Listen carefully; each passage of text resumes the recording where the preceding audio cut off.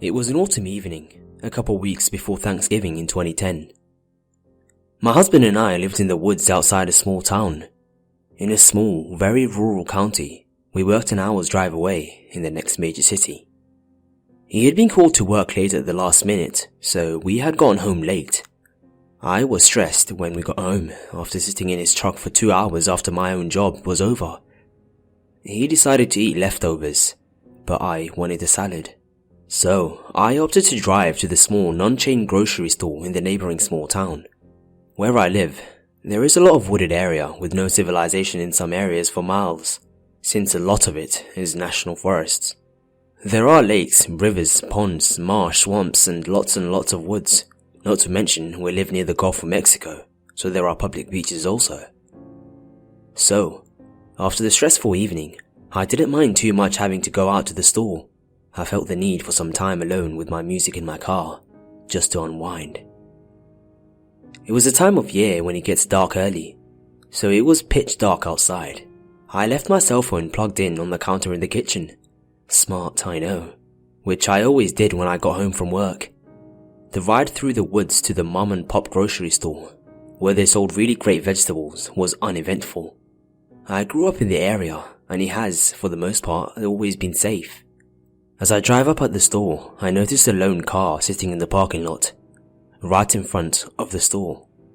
The car was really beaten up looking, lots of dents, plastic taped on the back window, rust, a backlight's cover was broken. Around here, you just don't see cars in that bad shape. So, I pulled up right beside the car, get out, flip my locks, and realized I had locked my purse in the car. Once again, I was really tired and had a stressful evening. So, I unlocked my car, opened my door and leaned in to grab my purse. As I straightened back up, I had that weird feeling you get when someone is watching you. As I turned, I noticed the person in the old beat-up car. He had not even registered with me until that moment that someone was sitting in it. I turned and noticed the guy sitting in the car.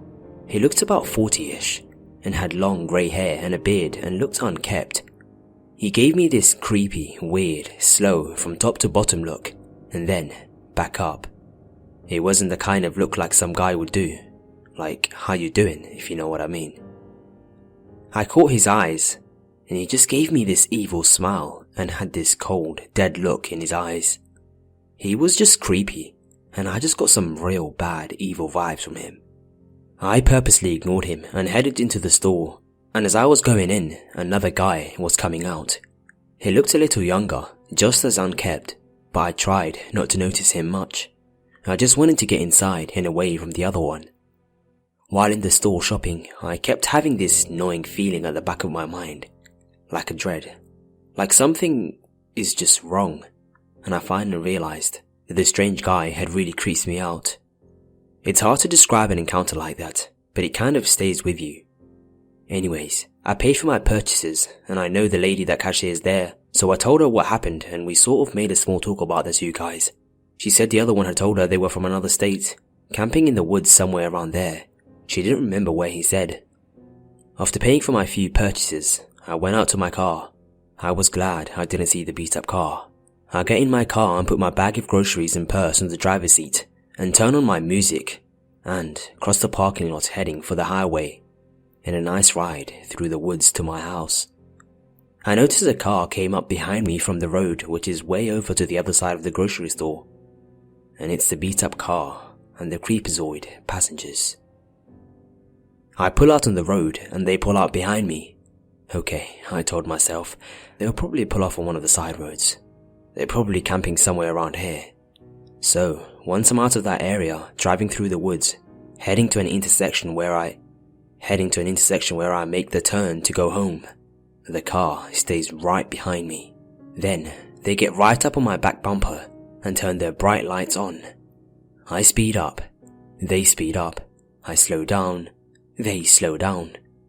So, I'm starting to get really scared and freaked out at this point. Well, I thought since their car is ragged, mine is a fairly late model. I can probably leave them behind. So I sped up to about 70. They sped up also. So, I'm now sufficiently freaked and wondering what to do. I'm not one to drive high speeds like this. I'm hoping and praying I don't wreck. It's dark, except for their lights glaring through my window, which affected my visibility and sense of orientation. My heart is pounding and I'm getting past scared and into terrified. After a few miles, you come to an intersection. To the right is about 15 miles of woods to the road that leads to my house. No civilization until you get to my neighborhood. To the left, there is a long road, but most of the homes on that road are vacation homes, and I don't know anyone from there, and don't know if there would be anyone in any of them at this time of year. If you go straight, there is about 20 miles of woods, no homes or businesses to the next county. At this intersection I came to, there is a restaurant. I would have to make a sharp left, then a sharp right to get to it. I didn't know if I could do that as fast as I was going, but I somehow maneuvered my car into that turn. So, I flew into the kind of long driveway and realized that the restaurant must have been closed early, because there were only 2 cars in the employee parking lot and nothing else. But outside lights were still on. I pulled in, parked, ran to the doors and started banging on the restaurant's front door, crying and shaking while looking behind me to see if creepy guys were behind me. They pulled into the drive and sat there for a minute. I'm banging on the restaurant door, screaming and about to wet myself. I don't know if anyone was inside the restaurant or not, but after what seemed an eternity, the creepy guys left. They backed out and headed back in the direction from which they came. I could not get anyone to the door of the restaurant. If I could have, I would have called the sheriff's department and called my husband, but I was basically stuck. I have no idea what those 2 guys were planning on, but I doubt it was good. I locked myself in my car and was scared to get back on the road, wondering if they would be hiding in wait and start following me again. The drive home was 15 miles and scary, but I made it without incident. I told my husband what happened and we called his buddy, which is one of the local deputies and someone we could trust to actually try to find these guys and find out what they were doing here. But he never found them and I never saw them again. Now, I don't like to travel anywhere alone at night. I live in the deep south in a small rural town. We're near a town that borders the Gulf of Mexico, so we have public beaches. One night, my husband and I and our favorite couple friends decided to go to one of the public beaches in our area, throw some chicken on the grill, and party into the wee hours of the morning. This was always one of our favorite things to do on a Friday or a Saturday night during the warm months of spring and summer. So, to describe this particular public beach, it's pretty isolated, but it is just off a main highway.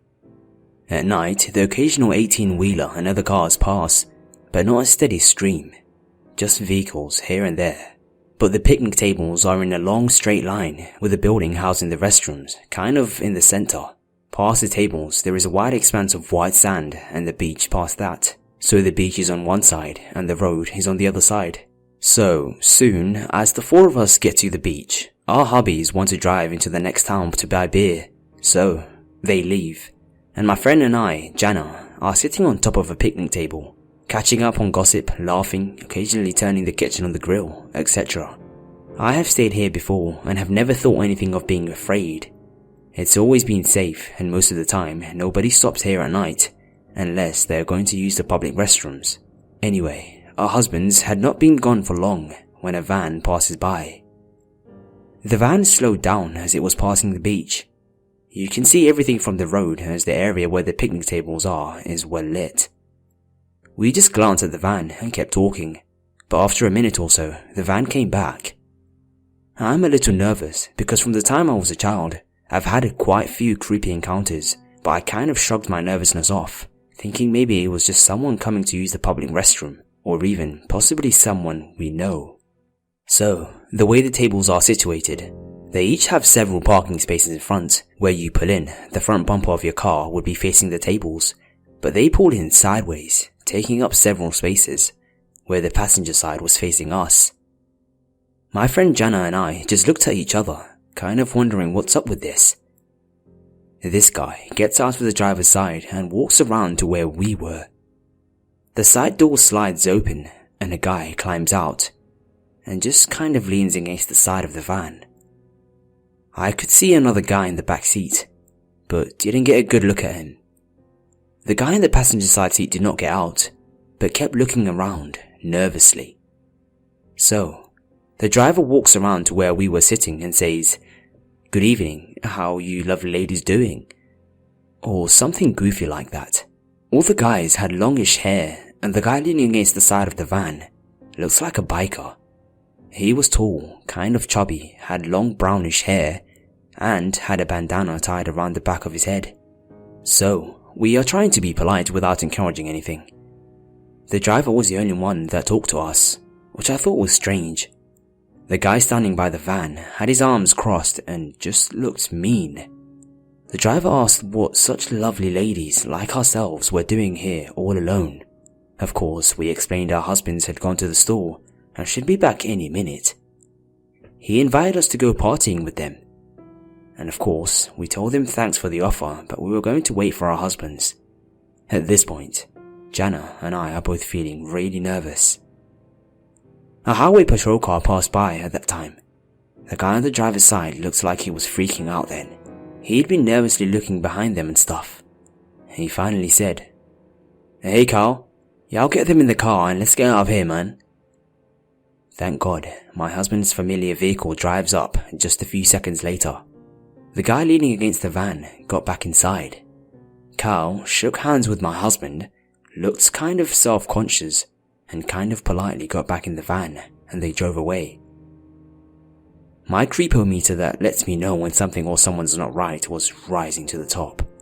My friend Jana had this wonderful protected childhood, and she doesn't always get a weird sense like I do, but she said they made her nervous too. I hope they didn't mean it like they said it, but it had me feel as if they were thinking of forcing us into the van. Later, in retrospect, I wonder if the guy in the driver's seat was the lookout guy, and Carl and his buddy leaning against the van were thinking of forcing us to go with them. I'm from a large city and went to a college in a large city, but the majority of my family lives in a rural area in the south. I'm used to the way that people act there and understand that smaller town folk are more likely to be friendly to strangers, and that being chatted up with in a convenience store is not usually cause for alarm. However, this was a completely different case. It was about 5 years ago around Christmas time. My younger cousin May, who was around 6 at the time, and I were planning a movie marathon. My uncle offered to drive us to the local gas station to pick up some DVDs from Redbox.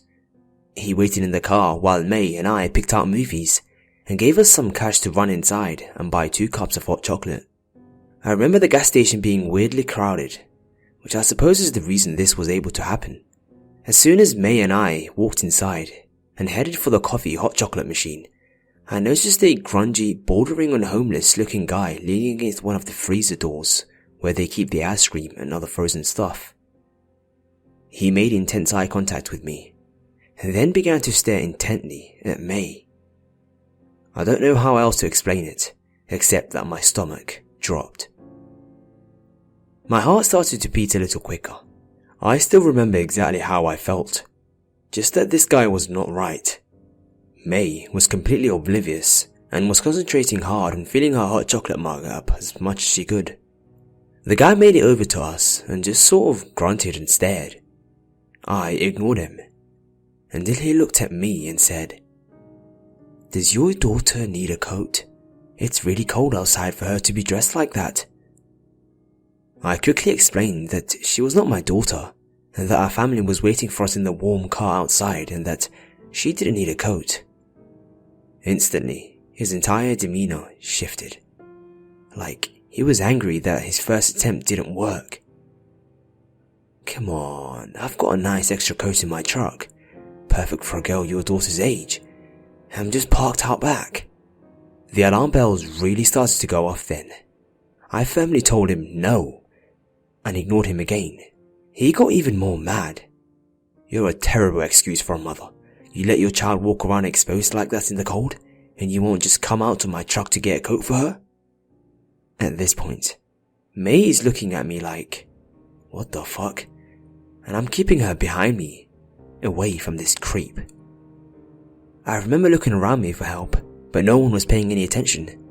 There were so many people in that store, and they were all chit-chatting with one another. I guess they thought we were doing the same. I again told him no, we didn't need his coat, thank you very much, and started walking away towards the cash register. This is when he made his last-ditch effort. He grabbed May by the arm and started pleading his case to her. Come on, sweetie.